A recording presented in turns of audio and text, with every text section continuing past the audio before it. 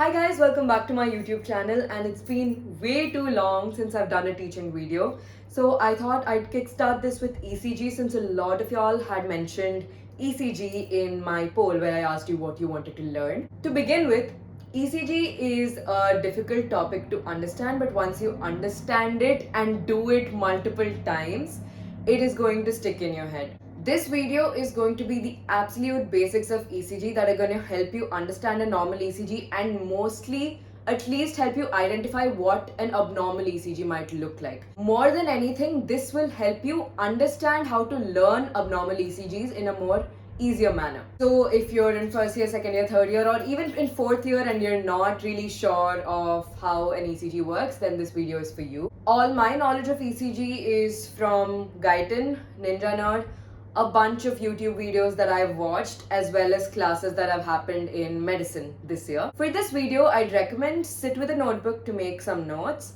sit with your greatt if you have it, or sit with literally any book that mentions anything about ECG so that it's easier for you to visualize it along with the book. Before I begin, it's important that y'all are well aware of the anatomy of the heart, the conduction system of the heart, basic electricity concepts from 9th and 10th grade. That's it. I want you guys to understand a very simple concept that is going to carry this entire subject. ECG, electrocardiogram, is a graphical representation of your heart's electrical activity. So your heart obviously pumps, it has an electrical activity stimulated by the SA node, and it goes to the rest of the heart for it to be able to pump automatically. Now this happens in the heart, but a bit of these charges are also dissipated towards the surface of the body. And that is why you have these electrodes that are placed on different parts of your body that catch hold of these electrical signals and present to you in the form of a graph. Now, how does this happen? Just assume this is the cardiac muscle. There are multiple cells here, okay? These are all in an isoelectric state right now, no electrical activity. SA node, as you know, begins the electrical activity. Now, I have started the depolarization here. Depolarization, you know that sodium and calcium ions, they enter the cell. Now, the cell is becoming positively charged. Now, as these cardiac cells have gap junctions between them, these are easily able to travel. So, SA node just has to incite this electrical change, and this charge, that positive depolarization, travels through all these cells. Now these charges are moving this way. Current flow, positive charge flow is this way. Now imagine I place two surface electrodes, one negatively charged and one positively charged, on our body. Simple example, you have the right arm, you have a negative charge here, negative electrode here, and you have the left leg, you have a positive electrode there. And this set of cells that I've shown you here are pointing this way. Okay, so as you know, the depolarization has happened and the positive charge is flowing this way, and we had a negative electrode here and a positive electrode at the leg. So now this positive charge is flowing towards the positive electrode, and when this happens, the ECG shows a positive deflection from the isoelectric line. Okay, as simple as that. When the opposite happens, or when repolarization happens and the cells turn negative, the deflection is negative. Or even if negative charge is flowing towards the negative electrode, you will see a positive deflection. But if a positive charge is flowing towards a negative electrode, you will see a negative deflection. And if a negative charge is flowing towards a positive electrode, you will see a deflection. So these electrodes that people keep talking about in these ECG videos are essentially the electrodes that are placed on your body.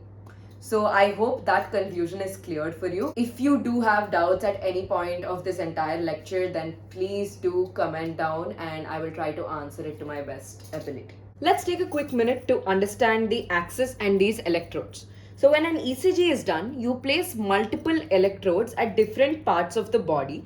I will be explaining what all these electrodes will be doing. Now, number one, you come to the Einthoven triangle. I'm pretty sure if you've done greatt, you know what this triangle is. This is your right arm, this is your left arm, this is your left leg. So in this triangle, you have, let's say, a negative electrode on your right arm and a positive electrode on your left arm. And this dipole that is here is known as the first bipolar lead. So this is lead 1. Okay, it goes from right arm to left arm. Lead 2 similarly goes from right arm to left leg. So right arm is negative, left leg is positive. And lead 3 is from left arm to left leg. Negative, positive. This is bipolar because it has 2 electrodes. Now you have something known as augmented unipolar electrodes. It's a little difficult to understand. Firstly, I never understood it, but here we go. Here we have something called AVR, AVL and AVF. So this says that AVR considers a positive here on the right side and this negative and this negative. So essentially the direction of flow of current, let's take the midpoint, is this way. Okay. Similarly for AVF and AVL you do the same and the direction of flow of current will be this way for AVL and this way for AVF as I've depicted in this big axis. Okay. Not much you need to understand from this, but these are really helpful in determining the axis of our heart, which I will be elaborating upon later. And finally, we have the chest unipolar electrodes. So these are present on your arms. These electrodes are placed on your arm, your right arm, left arm and your left leg. Now you have a few more electrodes that are placed on your chest. These electrodes see the heart in this manner. Okay, how it is. When you look at a person, a heart is like this. Right atrium, left ventricle, right. As you see, this is, let's assume, the chest of a person, okay? And this is the heart within. So now, V1 is usually placed, let's say this is the sternum. It's placed to the right of the sternum in the fourth intercostal space. V2 is placed towards the left of the sternum in the fourth intercostal space. V3 को अभी के लिए छोड़ देते हैं. V4 is placed in the mid-clavicular line in the fifth intercostal space, not fourth. V5 in the anterior axillary line and V6 in the mid-axillary line of fifth intercostal space. And V3 that we left is placed in between V2 and V4. All of these electrodes look at the heart through the chest wall. You can imagine how the planes of these electrodes are different from those of these electrodes. Alright. And when you combine all of this, you get something like this. This is the axis of the ECG. We saw that lead 2 was pointing this way. ये right arm hai. This is the negative one. This is the positive. Lead 2 is pointing this way. Similarly, we have lead 3 this way, lead 1 this way, AVR, AVF, AVL as I depicted before. Consider this as a full circle and you divide this 360 degree into 0 to plus 180 and then 0 to minus 180 degree. I will tell you the significance of this very soon. Now, the main electrical axis of the heart is towards this way. As you know, the left ventricle holds a lot of mass. So the main electrical axis, the depolarization, the main axis of the heart is this way, and best way to explain that is by looking at lead 2 because because lead 2 is the one that is placed at 60 degree that corresponds the closest to heart's natural axis, which is around 59 degrees. I have a heart here for your reference. You have the SA node here. Okay, SA node has been generating impulses and this travels all throughout the atria to finally reach the AV node. Okay, now this traveling and everything causes the atria to contract, right? And the main electrical axis of this, the depolarization is flowing this way. So it would be in this direction because the net flow, even though it's going throughout the atria, the net flow is towards the AV node, right? Now, we have assumed lead 2, okay? This is the right arm, negative, and this is the left leg, positive. Now, as I told you, current is flowing towards the positive external electrode, so the deviation that is seen on the ECG will also be positive. Here I will be drawing what you call a P wave. This P wave is being generated by the current that is flowing from here to here. And if this P wave is normal and is of the right kind of amplitude and morphology, that means the SA node has generated this electrical impulse. Because you know there are many conditions where the SA node is not the one that is generating the electrical impulse. It might be an ectopic node, etc. But we're not going to go into that right now. And then you do know that there's something called AV nodal delay, where the electrical impulses stay within the AV node for a few seconds.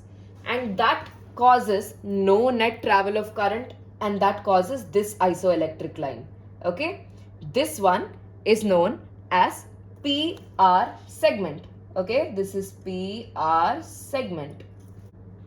Now somehow, because of the shorter left bundle branch, this septum is preferentially depolarized on the left side first. Now it's being depolarized on the left side. So as we learnt before, the current is kind of flowing this way. Okay. So the net current is flowing SA. Now imagine, this is the axis that we're seeing externally. Your net current is flowing this way. Your net current is flowing against the positive electrode. So your deflection is going to be negative. This is what you call a Q wave. It's tiny and it's negative in the second lead. Now let's assume the septum has been completely depolarized. Now all this electrical impulses and depolarization is traveling towards the walls of the ventricles. And you know, the left ventricle carries so much volume that the net depolarization here, or the net flow of current here, is always going to be towards the left ventricle. Now imagine again, this is the external electrode that is lead 2.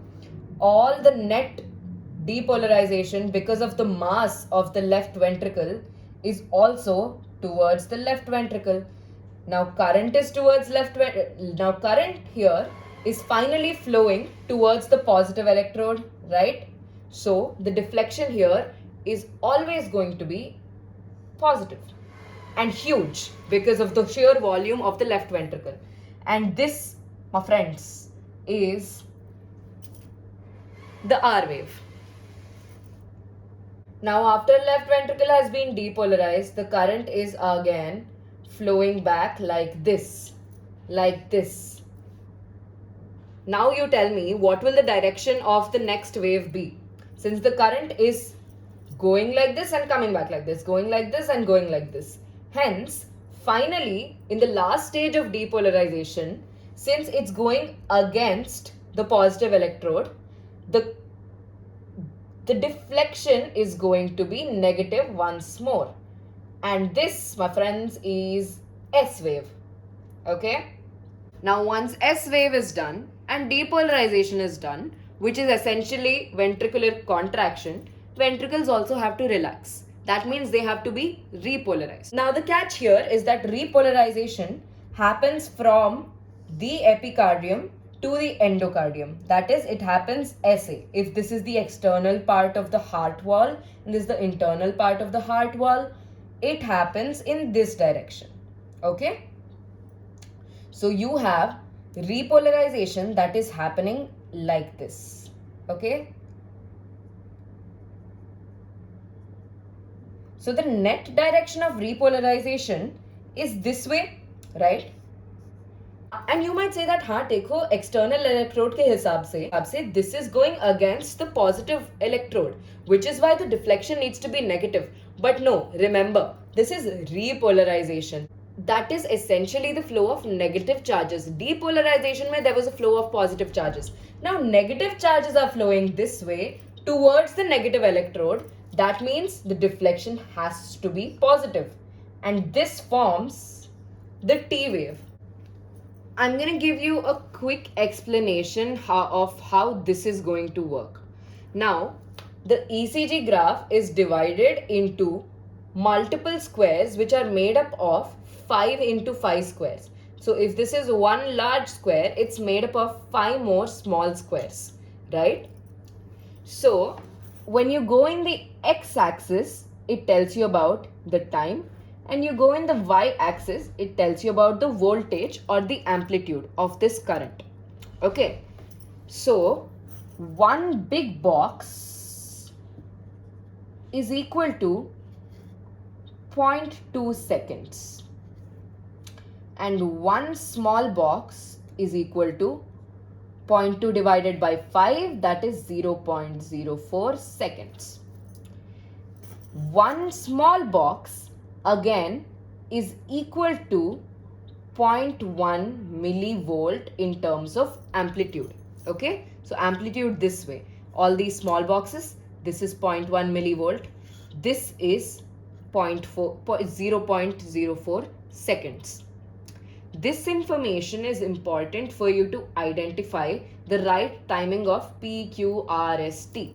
So, what is an interval and what is a segment?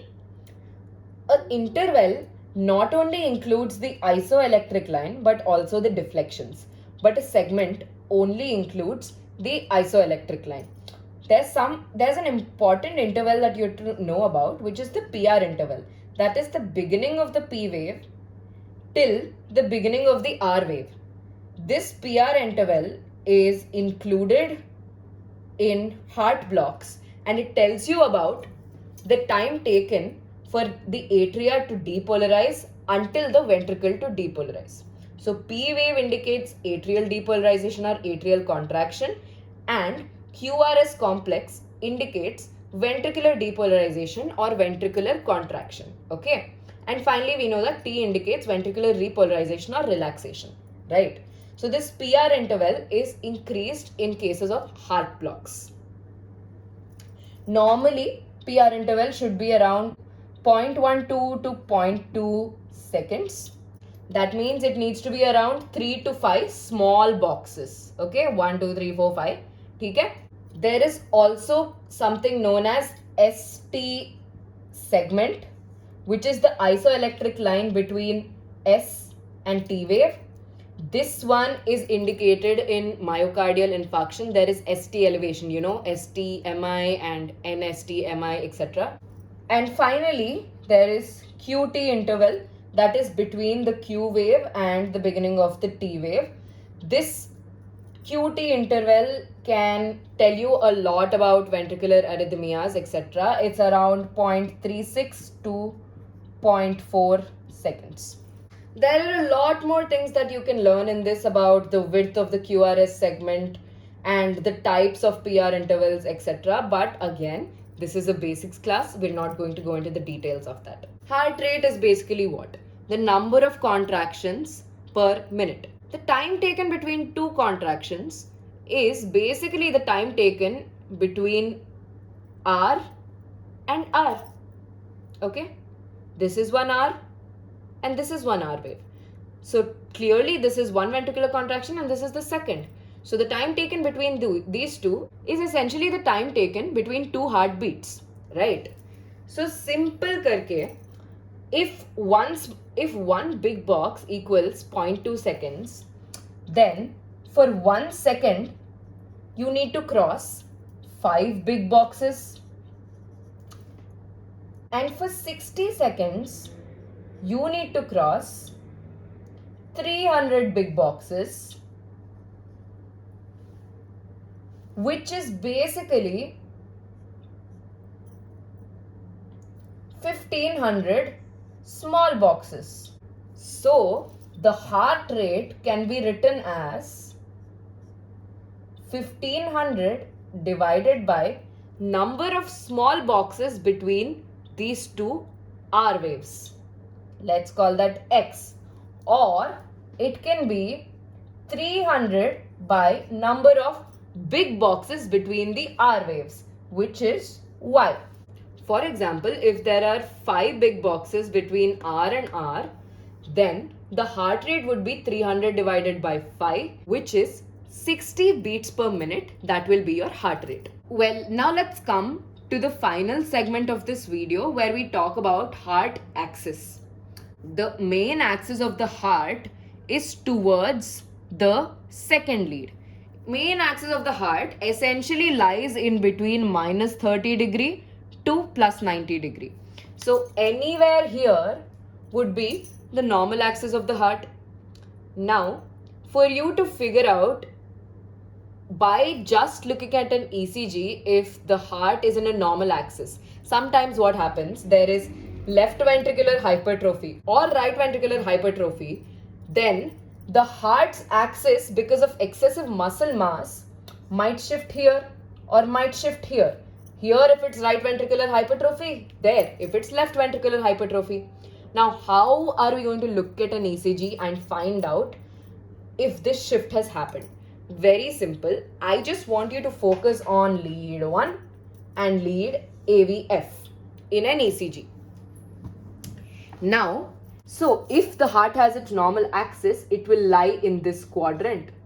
And now lead 1 here will be positive because the axis is here, and AVF will be positive.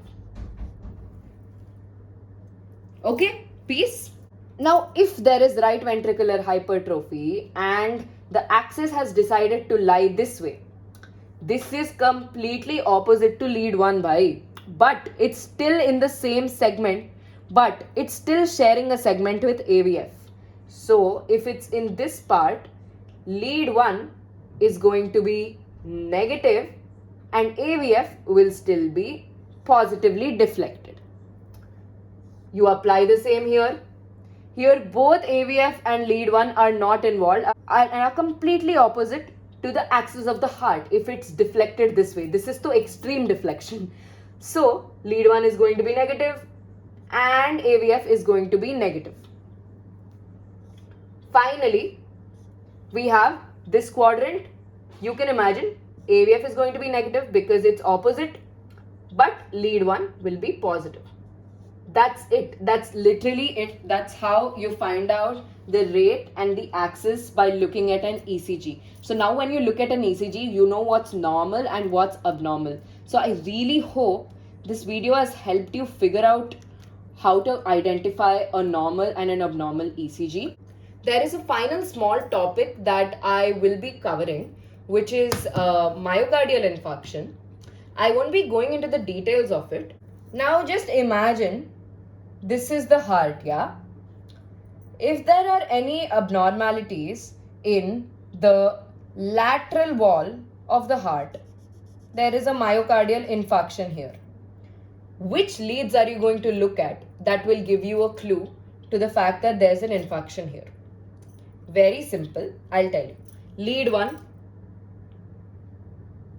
Lead 1 is completely directly facing right arm to left arm. It is facing the high lateral wall of the left ventricle. AVL. AVL, as you know, is also facing the high lateral wall of the left ventricle. Not just that, the lateral side of the heart is also being faced by V5 and V6 because I told you this lies in anterior axillary line and this lies in mid axillary line. Similarly, if there is an anterior wall infarct, you will have V2, V3, V4 involved in the left ventricle because this entire part is facing the chest like this. So V3, V2, V4 are all facing this infarct. So there will be abnormalities in those. If there is an inferior wall infarct, you will have changes in AVF, lead 3 and lead 2. And finally, if there is a right ventricular infarct, you will have changes in AVR as well as V1 and V2 because these are closer to the right ventricle than they're to the left ventricle. I hope this clears out your concepts for you. A little haphazard, I know this board, I just borrowed it from my friend. This definitely helped me clear out a lot of my concepts. So I hope this video helps. Thank you so much for watching if you watched it till now. I will see you later. Bye bye.